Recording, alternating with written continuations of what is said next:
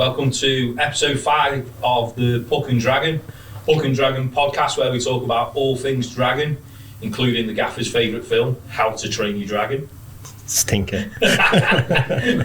So we've got James Parsons, Matt Wainwright and Karl Bacon with us today. So thanks for joining us, lads. Glad to be here. Yeah. So let's get right into it. I think we might as well start with the start of the season. 4 games in, drawn against Cardiff, well fought win against Nottingham, and I'll let you talk about the rest. Well, obviously Cardiff to start the season off. I feel like we had control of the game for pretty much most of it, and we let them back in the third.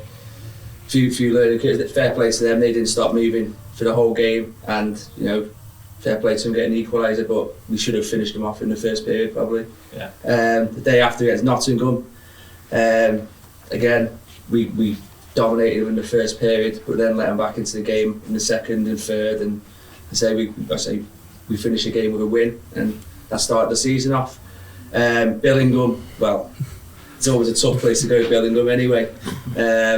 Not much to say about that scoreline, but good thing is we get to play them again another 3 times. So, and then on to Blackburn. Do you know what? Sometimes you just got. We spoke about it in the room. Sometimes you've got to just say they came out flying, and they got a good team. They had a good team last year, and they've these young lads who are coming in. Let's say they just didn't stop moving, and it was made tough for us. And at least now we know what to expect for next game. But yeah, they were good, and we just couldn't get nailed for the first game. But we've got 3 games we can play. So yeah, so plenty of practice on Wednesday, and get yourself set up for next weekend. Yeah. I think we've learned our lessons, and I think you gotta take it like in isolated sort of like you take the weekend isolated a little bit. Obviously, we've played the 2 top teams in the league. We've got a lot to do as a team. We're obviously got quite a few new players. I'm not blaming it on that. Obviously, we're only a few weeks in, and we've got a lot of youth this year as well. Where last year we had probably a few more experienced players that have played in higher leagues. Obviously, we're changing the way in which we play a little bit there. But I think like you take the weekend, there's a little for me sore points of penalties. Like it's the one thing that does annoy me. To be fair. Just like we just can't set the box. It's not the reason we lost, but it's a contributing factor because your same players play PK and you go and next minute you got to go and play 5-on-5. It just takes. It's harder to kill a penalty than it is to play on 5-on-5. Yeah. If you think about it, because you're always odd man. But I think penalties it got a little bit embarrassing for me. You can play the game and you can be in the emotion of playing a local rival, but there's also a line where it gets a little bit stupid. If you see the same player go in the box 3 times, for me, it's like something needs to be said to them. Yeah, or change what sweets are in the box. Morris keeps them too well. So you're just talking about the sweets. What's your favourite ones, Bacon? It seems to have a massive selection in there. Cherries, I love a cherry. Yep. Always in there. Fantastic.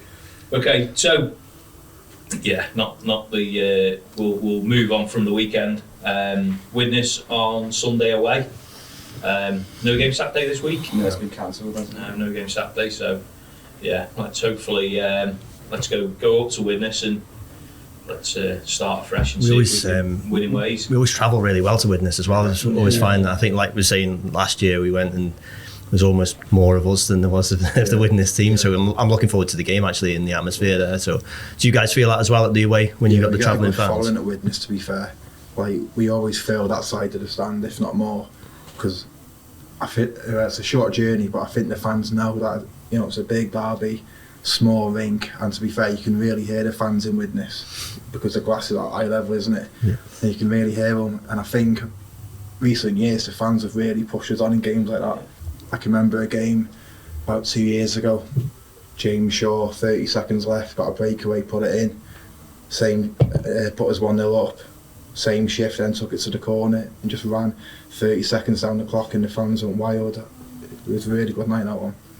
Yeah, I think it's one of them rivalries for us where it's like obviously Blackburn's a local rival for us. Obviously we had like a significant stint in Div 2 while they were in Div 1, whereas when Widnes came into the league it was like they were sort of in Div 2. Obviously how close it's always been in previous years pretty fiery between us, and now obviously this year they've gone a different direction again.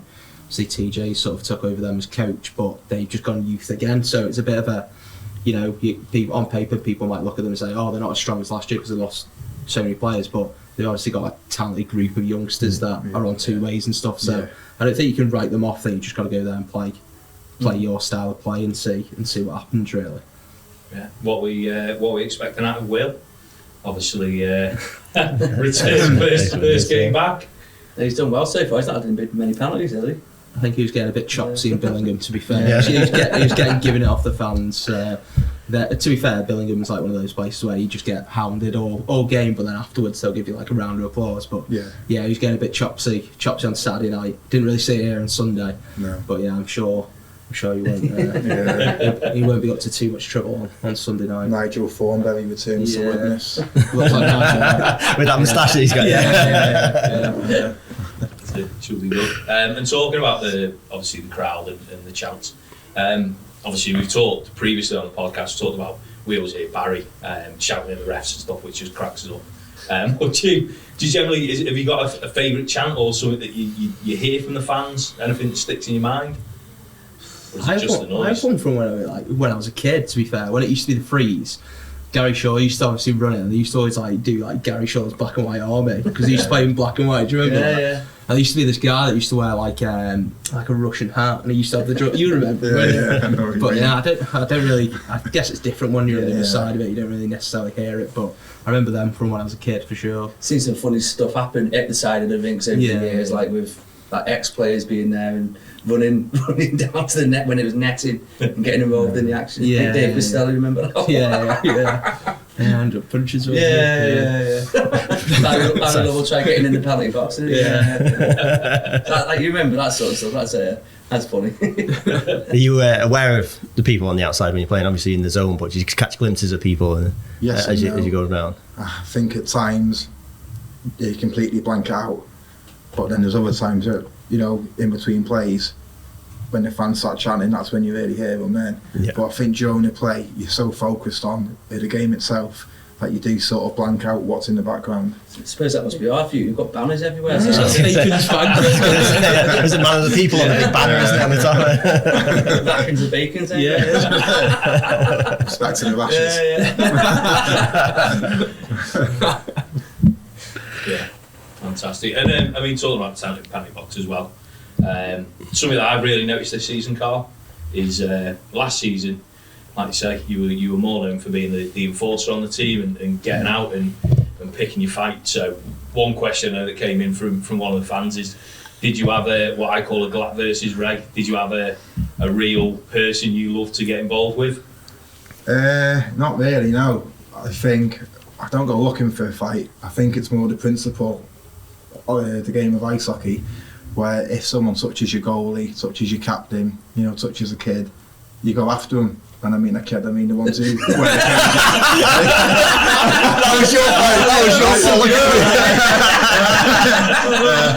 I mean, should we go from touches your goalkeeper? The age of 18 wears a cage. Yeah, that's what I mean, okay? That's illegal. But I think it's the principle of the game, like the disrespect. Someone gets hit from behind, they've got to sort of answer the bell. To a certain extent, the game's got to police itself. But no, I've not got anyone that I specifically want to go for or fight.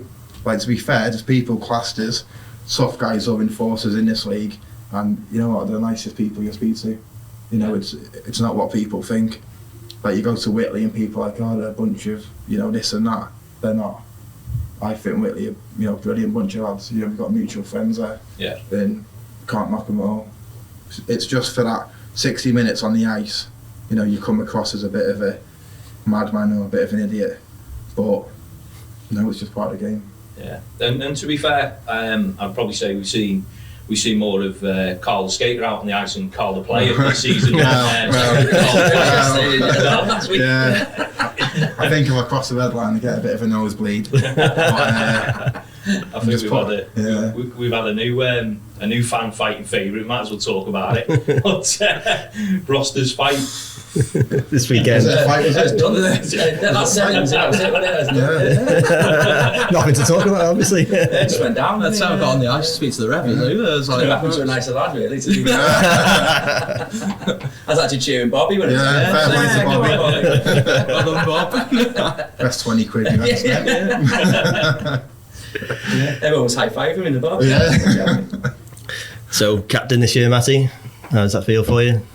I think it's like a bit of a continuation of like where we've always been, to be fair. There's like quite a few of us that have always been at Deeside, like Snip's obviously, like if you look at it, he's Mr. Deeside in reality, but obviously this year sort of stepped up more with the juniors, and obviously he's got the D2 on his plate, he's got loads of stuff going on. I think if you look at the room, we've got quite a few leaders. I mean, Larry's probably the most experienced player that a lot of us have played with, and he doesn't need a letter at all ever. He just sort of like, he's one of those guys that stands up in the room, if he says something the whole room just goes quiet. He's got that respect. But I think there's a couple of people, you often hear Bacon sort of screaming his head off at people Back like check. back check. You can't really hear him when he uses his mouth guard as well, but I think for me it's just like, I think the reason why I'm asked to be it is just I'm quite usually calm and collected when I'm speaking to refs and people like that. Maybe it just like calm down the situation a little bit when I'm trying to discuss stuff.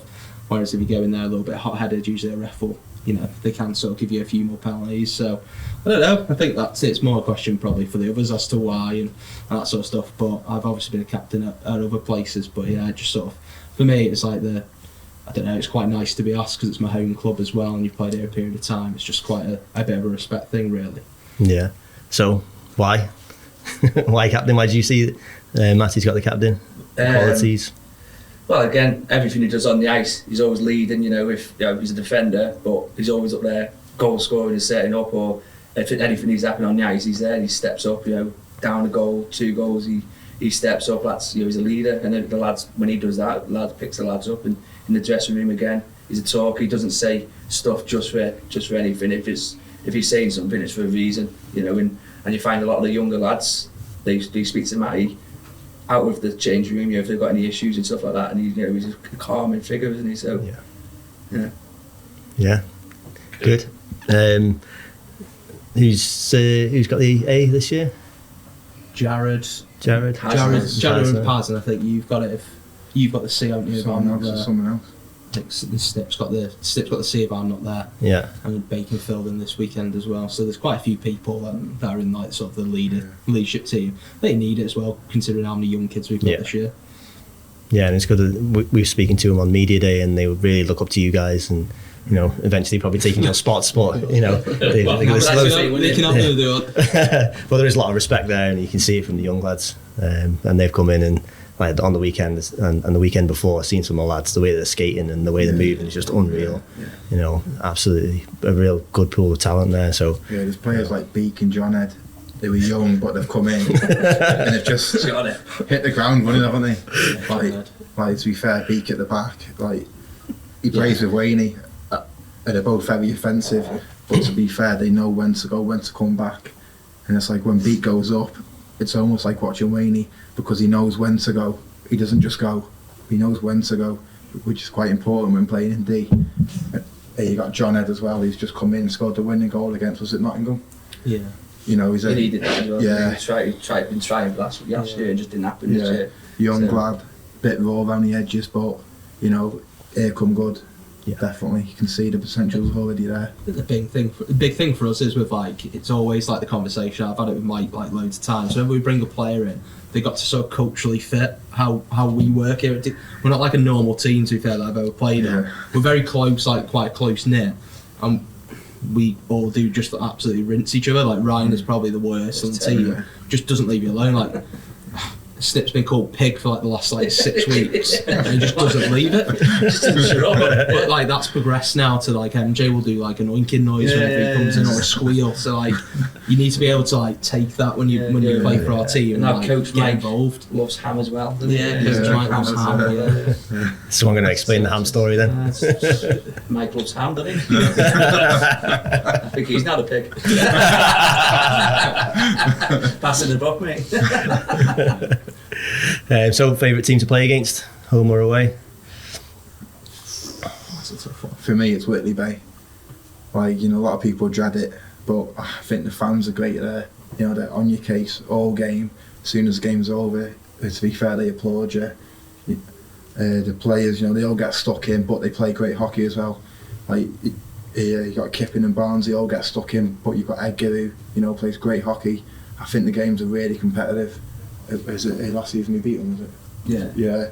So, I think we beat them at home as well, did we? You went. I know you went away and you won, didn't you? Because you were short on the bench as well, and you got the win. But they're always really good games. You know, really competitive. You know, physically and hockey-wise, always good games. Bevo says the same about Whitley Bay. He says like the fans will like literally spit on you on the way in and then cheer you on the way in, high five on the way out. There's everything about it. Probably not my team, but there's everything about Whitley Bay in terms of like it's like going back in time in terms of going in the rink. It's not like you come here and it's like all brand new, but it sort of adds to like the you're going there and you know they're going to be hard and they're going to play the right way. They're not like goons or anything like that. They just play hard. It's same for Billingham, to be fair, as well. It's very well drilled, played physical, and it's like that's what you expect from going to the North East. I think for me, it's Blackburn Broadway is the one team. Obviously, me and Snip both played there, and Bacon did. To be fair, Don't forget Karl. I got to stand on the bench and watch a few games.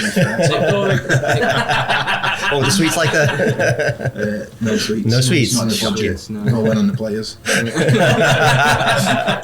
Yeah, I think for me it's Blackburn just because it's close and obviously we know them, they know us. Aaron's obviously however old he is now and still knocking around, and he's played here and we've played there and played. There's been that constant back and forth between us and Blackburn. Like years ago, even Mike Compton played for them, people like that. I think for me it's just those games. Obviously we let ourselves down at the weekend, but usually they are quite tasty games and they're close 1 or 2 goals in it really. I think for me, over the year, not so much now, because I think they've changed the team a lot and they're just more of a skilled, fast team now, but I used to love going to Solihull. It was my favourite thing to go to, like probably 6-7 years ago. You know you were going there, it was going to be horrible, but fun. Like, didn't come out there many times with a win, but you've been in a battle, you know it was fun. You'd have the fans throwing 2p's at you, you know, giving you loads of rubbish. But like obviously you can say Widnes as well, but you know that's just that comes with it, doesn't it? And as Matty said, then Blackburn's always a good game to play, but the one I've always enjoyed was Solihull at Solihull. That was fun. I think it's good there because it's got the netting still. All the way around. It feels old school. Yeah. So and the boards are quite low as well. Yeah, a bit put over them actually. There's been quite a few fights in Solihull as well. Remember Gazda when he had his gloves on still? I still remember the one where Perry Doyle was playing. Perry Doyle was on the ice. It was Dave Costello was on the bench, and they were at each other, and then Perry Doyle's brother walked around the back because it's net, and then so you had Perry Doyle, Dave Costello, and his brother behind him, just all chopping at each other, trying to get each other. I was just like, oh God, how are we going to get out of here? And just to follow on that, who's the best player you shared the ice with? Either same team or opposition? For me personally, playing on the same team with is Scott McKenzie, I'd say. Not just his playing ability, he's still playing at a high level now and he's still doing what he does, but his knowledge of the game is, when he came in, he just, he changed a lot of stuff so quickly, and just when that season he was here, we shouldn't have been anywhere near where we were, but he had us playing in a way and we just managed to stay in that league, and it was a massive achievement. I think we were only 4 points off the playoff spots. That's how close the league was that year, and we probably shouldn't have even been around that, but the way he had us playing that year was good. Yeah, I agree with Scott too. Fair, Scott was really good, but I think there's probably a couple of other players that I wouldn't say they're the best on ice players, but I think best teammates wise, one of the people I'd always say is Andy Chappell.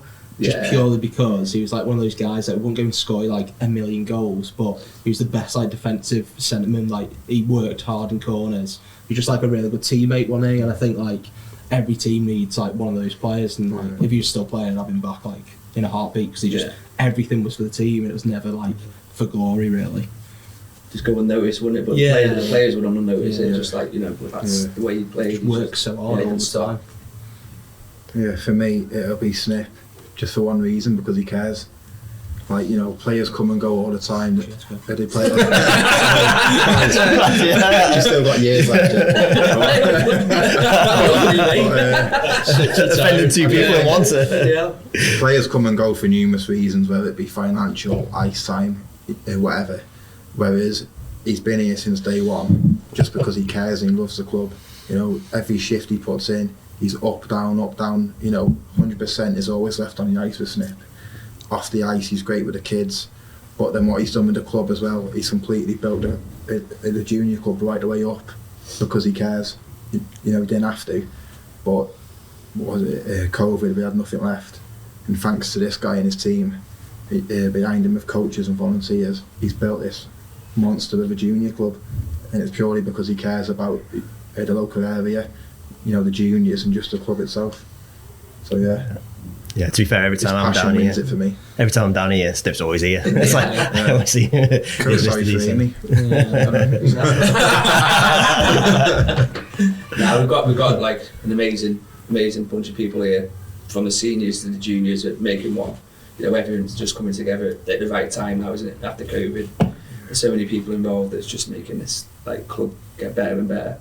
From the juniors to the seniors. It's quite a family club, isn't it? And you look at it, like obviously you had like Paz Senior on, you got Alex, like your dad, you, my dad obviously with me, like Bacon's dad used to drive him to get like all like the parents like know each other and knew each other.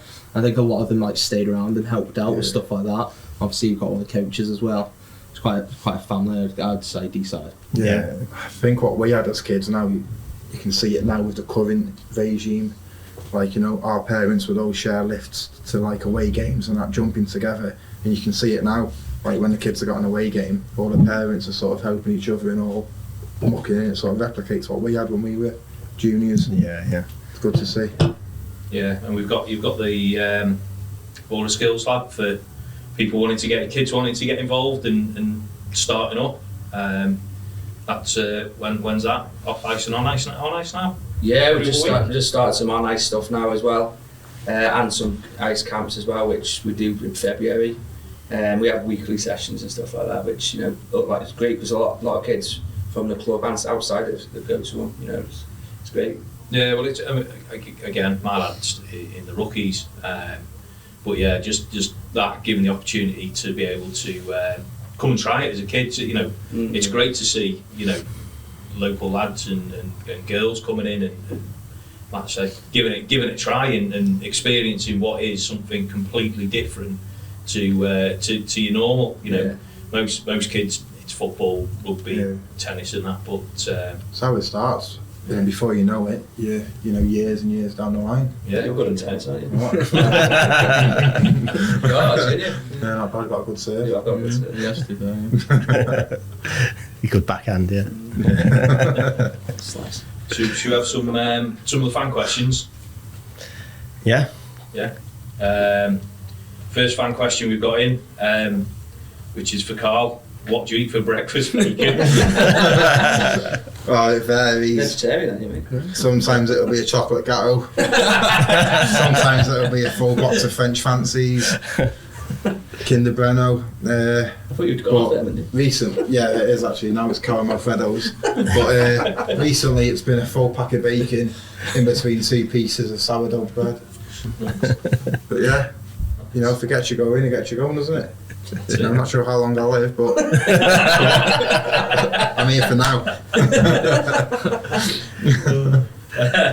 Next one is tell us your best joke. Well, I haven't got any jokes, but I've got a story about the man next to me. We were in a shop recently, and he robbed some spaghetti, and this woman got in front of him, and he couldn't get past her. That's terrible. Matty, have you got one? Please. Yeah, so mine's like ice hockey related, a bit of a dad joke. What does the Titanic and a bad hockey team have in common? Dunno. They both look good till they hit the ice. There you go. Bit of a terrible one. What about you, Karl? Team Canada, you said? Oh yeah. Come on, Karl. Yeah, I've got one. Got one for you. Just been learning how to become a cowboy. It took me about a year. Oh God. Not as bad as Snips. So it's bad. That was a story about you.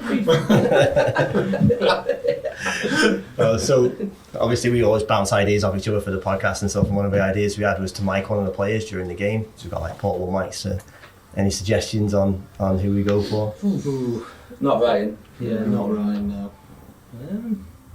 It's a good question. Hazard would be funny. I think it depends what like perspective you want from it. Like, trying to hear like chat with referees, trying to hear people screaming at each other, like trying to hear people chops at each other. I guess it's like Matty Compton. No, we need to be on it. A heart rate monitor would be good. A heart rate monitor would be amazing for like just see the spikes when he gets angry. But trying to think who chops his people the most. To be fair, maybe Paz does. To be fair. Yeah, it'd be funny, wouldn't it? Yeah, I think Paz, and he's quite skillful as well. I think Billy will be a good one because he does chop people and that. Like even more so when he put his cage on, when he was wearing a cage, even though he didn't need to, he wore it for an extra year. But he would go around slashing people and that, chirping at people, but he's got a cage on, a bit like Ollie Howes now. Yeah. You know? Just like in a team off here, but I tell them to their face anyway. But yeah, the ones who go around with a cage on when they don't need to wear the cage, they're the worst ones. But I'm one of them. Calling Ollie Howes out for wearing a cage. Take your cage off. It's a man's game. To be fair, I think the Ross and MJ are pretty special as well, aren't they? Yeah, they'd be really those, funny. those two would be pretty good to bike up together, I think, because those two, when they start talking to each other, it's just like gibberish, like you don't understand what they just make noises, like they don't even say words, so I think those two would be pretty good, to be fair. Yeah. Cool. Well, that again, I think we should put this out to the fans really. If so, we'll put it out for a vote. Anyone wants to vote in who you want to see mic'd up, give us a follow. Make sure you're following the podcast. Make sure you're following Dragons on social medias and drop us a comment. Who do you want to hear mic'd up for a game or a training session? I don't know if a training session would be worse. That's another rigged vote for Bacon then, isn't it? Wait till he puts it on football groups like, vote for me. The lashes will be out there. There's a lot of lash out there. A lot of bacon being consumed. Is that what you call your fans? The rashes? The rashes. That's what I know as. The rashes. I think get some t-shirts made up. He's got one here. I got this one. Uppercut. Uppercut. But there is badges going round if you want to buy them. All money goes to the club. Okay? Yeah. Bacon fan club. Join it. That was it. Bacon fan club. Join it or else. We're getting Type all in. So did you rig the last season's fans' favourite player? Of course he did. Not sure if it's rigged. If you win it 2 years in a row, how is it rigged? You know? No, I've got 12,000 friends on Facebook, of course, it's like rigged. Yeah, but I've got to Took a delete them loan all out that afterwards. yeah. Pay them all off. I've got to delete them all afterwards. It takes ages. Amount of email accounts I've got now. No. But no, I think I win it, or sorry, have won it. I think the fans just like that they know, well, we all know that I'm not the best player on the ice, but I think I always give it 100%. I always try my best up and down no matter where they play me. I do whatever the coach says, within reason. I don't think it's necessarily just that though. I think the one thing for Karl is that he gives time to people, whereas like I'm guilty of it. Like after a loss, like I don't want to necessarily speak to anyone, so it's like I just go back in the room. But Karl's like he's always there. He always has time for people. I think that's like a big thing, and it's like it makes people's day that just like giving him a couple of minutes or taking a photo with people. I think that's sort of why he is sort of a fan favourite, because he does give people time. Yeah. And also getting off the ice last. It's Yeah. just, you're naturally at the back of the queue, so you're going to have to wait on you. I think it's because when I grew up watching hockey, I used to watch the Freeze every game, home and away. Me and my dad would always go with my sister. And the players always made an effort with me, whether it was a young Mark Lovell or Pete Found, Steely. Stevie Fellows was young then, Dave Costello, I always looked up to him. They made an effort with me, and I see the fans and the kids now, and they just want a few minutes of my time, and I think I can't say no, because players gave that to me when I was growing up. Yeah. So it's just sharing that time with the fans. They pay their hard-earned money to come support us. It's the least you can do, really. Yeah, we mentioned this before, saying that not all of the players realise the impact that they've got, and especially like the junior section, they really look up to you guys. Yeah, without the fans, we haven't got a club. Yeah, and it's that almost like a superstar coming off, and just spending, like, say, 5 minutes at a time just saying hello to people, or fist bumps, or whatever it is, and it's absolute magic for them. And, it's brilliant for you guys, isn't it? Yeah. Cool. Is it that time? Go on in. So obviously we get everyone with this question, and we do quite enjoy the answers. So we play our game. Start one, bench one, drop one. First player on your team sheet. Who you dropping out of the team? Not for ability reasons, just for a laugh. And who do you fancy yourself up against? So who wants to take that first? Who you starting? First player on your team sheet. Wayne's starting. Why? Why? He said that like, why? I told you exactly why before, because of what he does. Yeah. Dropping Ryan, and then I'm going to batter him. So that's my three. Ryan's getting two of them. Matty? So, start. That's a tough one. It's got to be split for me between Larry at the moment. He just doesn't age. He's like Peter Pan. Just like he's getting better, if anything. He just I think we really missed him this weekend on the Saturday. I think he performs near enough every game. I think the other one to that would be Paz. I think Alex is really key for our team. I think he's really gifted offensively, but he's also good defensively as well. Drop in. Well, that's a tough question after the weekend. Would probably argue everyone. Yeah, I'd have to go with Ryan as well. Do you know what? The change room would be so peaceful if he wasn't there. He's a nice lad, but he just doesn't shut up. He sits opposite us, and you just can't. He sits next to you, and you just can't get away from him. Fight, I think I'd take my chances against Bacon. I'm not a fighter, but I could definitely rag him around. I reckon you do Bacon. Purely because Wayne can skate and I can't. I'd definitely just skate Yeah, for me it'd be between Wayne and Paz, just because again they both care, they both can play numerous positions. Like Wayne played forward on Saturday for the club, didn't want to, but he did, and he did a great job there. But when he goes D, you can really see the solidarity at the back, the leadership in the defence from the back as well. Yeah, so Wayne would be my team. Bench Ryan, definitely. Too many penalties lately, it's not good enough. You need a tally on the screen. The penalties are going to cost us, and you can't be getting done in front of a home crowd. That's not good. No. Go on, Bobby. And then to fight, purely because I just want to get up close and personal with him, Larry. I just want to fight him just to say I got on the ice or in bed. Yeah, just to say I got one night with Mark Lovell. Got battered. Yeah, batter me. It's fine.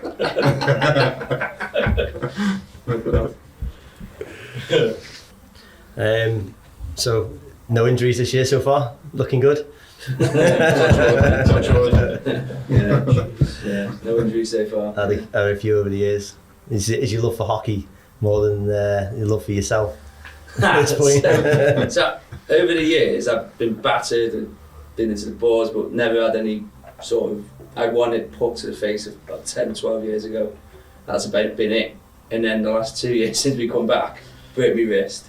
And then obviously what happened last year, so yeah, I think I'm a bit made of glass now, aren't I? So any time I go down, I'm like, oh god, am I going to get back up again? Snip just he's like a magnet to going towards goalies or areas that you're just going to get hit. Yeah. So if a puck goes towards a goal, it's probably why Snip scored so many goals. It's just like a magnet goes in there. It's like I don't care if I'm going to get hit. Now he's got a cage on, he's perfectly fine though, isn't he? Nothing's going to happen to him. But yeah, he just love getting into goalies. Yeah. Puts himself in situations where other players wouldn't. Which, like Wayne said, is why he's probably scored so many goals, because he puts himself into situations where he probably shouldn't even be there. But even the opposition think, what's he doing there? And he comes out with a puck, or somehow gets an assist out of a situation. Not last year, I was flat on the floor. There's no sense, no feeling. There's just nothing there, isn't it? Sorry. Cool. Just finally, talk about a new signing. So, Jake Witkowski, said that right? Yeah, Jake Witkowski. Say that again. Jake Witkowski. What was he in Monster League? We just said before we're not going to rip into the. He's got a sense of humour. No, babe, yeah. Well, it's come to this side. He's got to have a sense of humour. Yeah. I'm sure. Yeah, what's your thoughts on him? Well, obviously, we've seen what he's done at Leeds. His short stint there, you know, goal scorer and playmaker, what have you. So I think we're very lucky to have him coming here by the sounds of it, and looking forward to having him here. I think he's going to make a massive difference to the team. Exciting one for the fans. Yeah, he's played at a high level, which we've seen in this league. As soon as you bring a player down from a high level, it makes the world of difference. You know, Birmingham have got Sykes, who's been there, Grittans, you know, they've all played at a good level. Whitley, you've got lads. You know, we've had lads over the years, and it makes a huge difference just to bring that, you know, that level down, that standard into our league and our team. It makes the rest of us step up, because that's the standard that, you know, every game in training should be at. And you know, it does lift you, it does make you, you know, think twice about, you know, the effort and the commitment that you put in. Yeah, they come with expectations. So, like, you know, people in our team, they might expect a pass, but if it doesn't happen, they might be like, oh, it's not happened. But they expect pucks on tape. They expect certain things to happen. I think for us as well, it's just like a little bit of goal scoring. Potentially lost a little bit from last year. You know, bringing in some younger players, and I think like those guys, especially in our league imports, the quality of your import does often win you the game. Yeah. And I think that's a massive signing for us as a club, and it'll only benefit junior players as well. Obviously, we spoke about sort of like Cody, you've got Henry, Charlie's still young, isn't he, as well? And you've got Dan, who had a great weekend this weekend. It'll only help them tenfold that experience coming in and seeing how he does stuff and how professional he'll be. I think it's key for us. Yeah, I think the professionalism's big. Like, to be fair, I've noticed with Dan, he's so professional. Like, his kit's always laid out in his bag in a certain way, I've noticed, and the clothes he wears when he turns up, you know, he's like already bought into the professionalism. Like, you can see already that just being professional off the ice, you're not halfway there, but you've made a huge step towards that standard and like 16. I think you sort of forget when you like look at him play and the way he is. You sort of forget he's 16. You sort of think of him as a man, but he's only just starting out in his senior career. And I think he'll have quite a successful career. I think just by watching him so far, he's gifted and he's got his head screwed on. He listens to you. Yeah. Whether we're saying anything good or not. He's still listening. He's still listening. Let's keep him away from Ryan. Yeah. Could be the end of his career. Right, brilliant. So I think we'll wrap it up there. Thank you very much, guys, for coming in. It's been Thanks for having us. Pleasure, Thank you. Thank you.